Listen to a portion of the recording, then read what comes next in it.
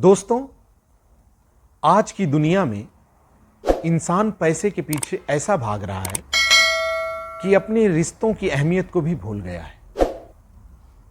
आज ऐसी घटनाएं भी हम लोग के सामने आती हैं जहां पे इंसान रिश्तों के बजाय पैसे को चुनता है, पैसे को अहमियत देता है।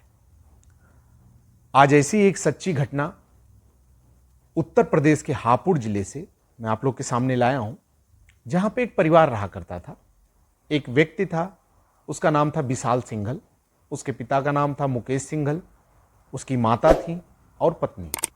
छोटा परिवार।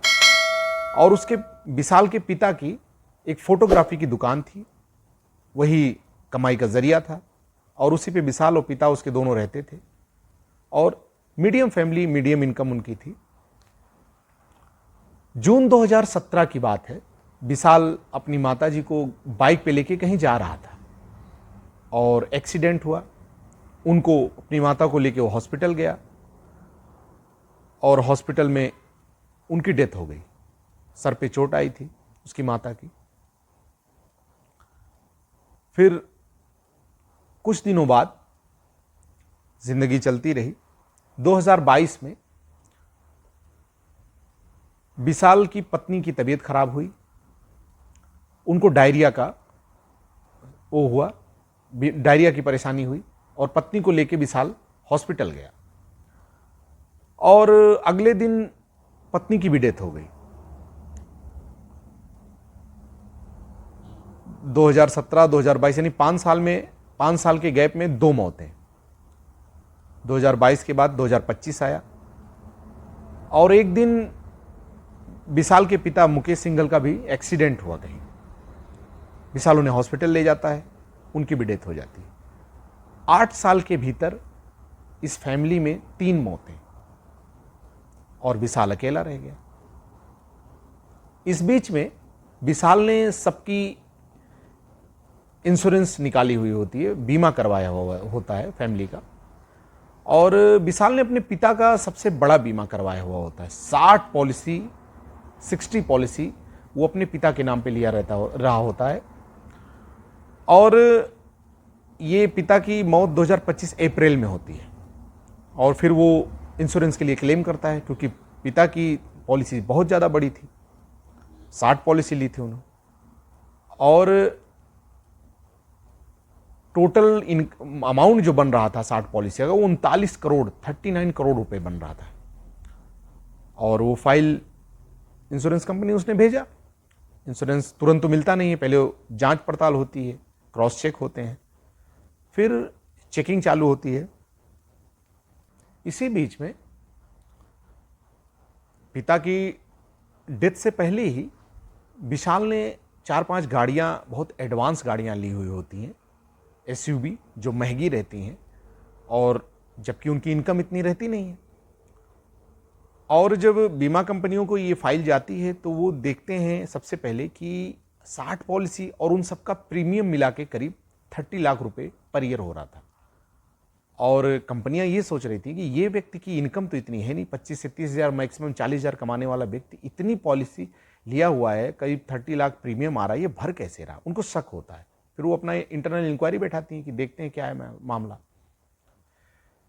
इसी बीच में एक महिला पुलिस स्टेशन जाती है और वो कंप्लेन करती है। कहती है कि मुझे मेरे पति से खतरा है और वो मुझे मार देगा। कई बार पहले भी वो मुझ पर हमला कर चुका है और मुझे बचाइए, मेरी केस फाइल करिए। पुलिस पहले तो सोचती मियाँ बीवी का झगड़ा और टरकाती है इधर उधर, लेकिन वो महिला अड़ जाती है। फिर कहते हैं क्या मामला है? फिर वो बताती है कि मेरे पति मुझको मारना चाहते हैं और उन्होंने अभी अभी 3 करोड़ का मेरा बीमा करवाया था, इसलिए मुझे ज़्यादा डर है। तो बोले बीमा करवाने से क्या डर है? बोले नहीं, वो मेरी फैमिली में इससे पहले जितने लोगों का उन्होंने बीमा करवाया वो मर गए, तो वो मुझे भी मार देंगे बीमा करवा के। पुलिस हैरान कि ये कौन सा मामला। फिर पुलिस की एक टीम जो इंश्योरेंस स्कैम पे जांच करती है, इस तरह की एक टीम होती है, उनसे उन्होंने कांटेक्ट किया और बताया कि ऐसे ऐसे एक महिला बता रही है, ऐसा कोई इंश्योरेंस में कोई स्कैम वगैरह तो नहीं चल रहा है। और महिला से पूछते हैं आपके पति का नाम क्या है? तो वो कहती है कि विशाल सिंघल। पुलिस की टीम जाती है और उन कंपनियों में इंक्वायरी करती है तो वो कंपनियों के जो ऑफिसर से मिलती है तो वो भी बताते हैं हाँ विशाल सिंघल नाम की एक फाइल है उनके पिता मुकेश सिंघल, उसका बेटा नॉमिनी है और उस पर हम ऑलरेडी इंक्वायरी कर रहे हैं क्योंकि हमें शक है। अब पुलिस का थोड़ा सा शक यकीन में होता है कि कुछ तो है इसमें। पुलिस जांच पड़ताल शुरू करती है।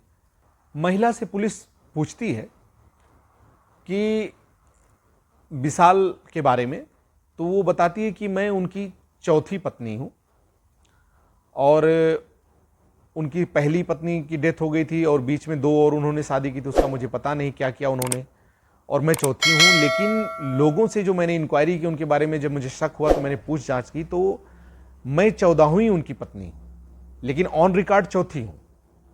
अब पुलिस को लग जाता है कि कहीं ना कहीं ये इंसान कुछ गलत कर रहा है। फिर जांच पड़ताल शुरू होती है और इंश्योरेंस कंपनी से पुलिस कांटेक्ट करके दोनों ज्वाइंट अपनी जांच को आगे बढ़ाते हैं कि आखिर ये मामला है क्या।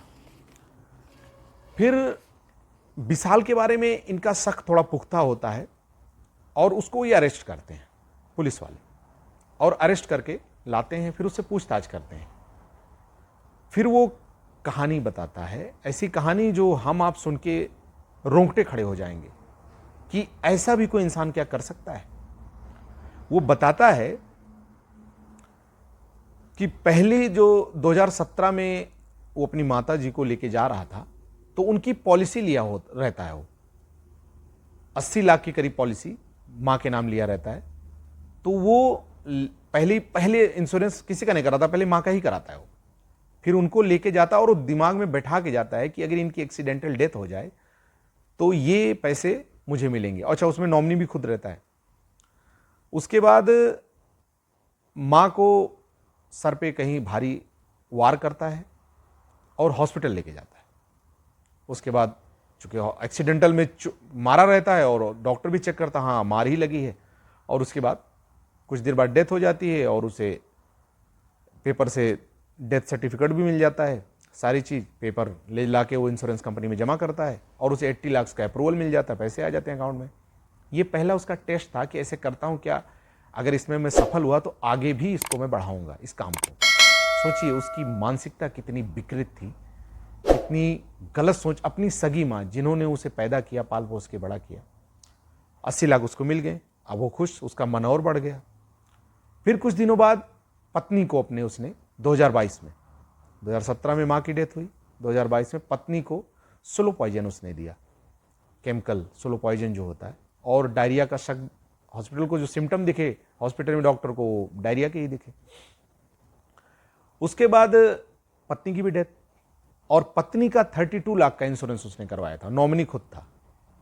उसके बाद डेथ सर्टिफिकेट मिल गई, कॉज ऑफ डेथ भी आ गई, इजीली उसको 32 लाख सैंक्शन हो गए, मिल गए, उसके अप्रूवल हो गया। अब इसका मन और कि अब तो मैं करता जाऊंगा, मुझे कुछ होने वाला नहीं। लेकिन देखिए वो सोच भी नहीं रहा मैं किसको मारता जा रहा हूं, लेकिन उसको पैसे की सनक की, मुझे पैसा ही चाहिए, बाकी कुछ नहीं चाहिए, परिवार मुझे नहीं चाहिए। 2025 1 अप्रैल 2025 आया। पिता के नाम की उसने 60 पॉलिसियां ली हुई थी और कई कंपनियों से ली हुई थी। उसके बाद पिता को भी वैसे डेथ हुई, उसने एक्सीडेंटल कहीं पे हमला किया और ले जाके हॉस्पिटल में एडमिट किया, वहां पे उनकी डेथ हो गई। इनका 39 करोड़ का इंश्योरेंस था। अब तुरंत तो पास नहीं होगा, अमाउंट भी बड़ा, लेकिन कई कंपनियों का था और इस बीच में 2 कंपनियों का इसको अमाउंट आ गए थे, जो उसमें से जितने जितने अमाउंट का उन कंपनियों का था वो उसको अप्रूवल मिल गया था, अकाउंट में पैसे भी आ गए थे और बाकी पैसों के लिए वो दौड़ रहा था। तो कंपनियों को किसी को शक हुआ कि इतनी कम इनकम में ये इंसान 30 लाख की प्रीमियम भर कैसे रहा है, इस पर कुछ शक है और हम इंटरनल इंक्वायरी इस पर करेंगे। और वो इंटरनल इंक्वायरी करते हैं, इससे शक बढ़ता है। इतने में वो महिला, जब उसकी बीवी पुलिस स्टेशन जाती है और पुलिस की टीम जब उनसे कांटेक्ट करती है तब उनका शक और बढ़ जाता है। और इंश्योरेंस की जांच, पुलिस की जांच से ये चीजें सामने आई और जो महिला, उसकी चौथी पत्नी जो पुलिस स्टेशन आती है उसके खिलाफ कंप्लेन करती है। देखने में तो मामला ऐसा लगता है कि 3 करोड़ का बीमा और क्यों पति मारेगा, ऐसे पुलिस को यही लगा था। लेकिन वो डिटेल और फिर बाद में बताती है कि उससे पूछा जाता है कि आपको कैसे लगा, तो बताती है कि मतलब ये सब मौतें पहले वाली तो मैं बाद में यहाँ के सुनी, लेकिन जब मैंने दो जोड़े कि जिनका इसने इंश्योरेंस कराया उसकी मौत हो गई। और अभी हाल ही में जब पिता की डेथ हुई तो बीच में इंश्योरेंस कंपनी के एम्प्लॉय घर जाते थे इंक्वायरी के लिए, क्रॉस चेक के लिए, क्योंकि इन्होंने इंटरनल एक इंक्वायरी भी बैठाई थी, तो क्रॉस चेक करने के लिए एम्प्लॉय घर जा रहे थे। तो ये बार बार कई कर्मचारी आते हैं, तो ये पूछती है कि ये कौन लोग आ रहे हैं। तो ये कहता है कि इंश्योरेंस वाले हैं और हमने पापा के नाम इंश्योरेंस लिया था, तो वो पूछ जांच करने आते हैं, फिर पैसा आएगा।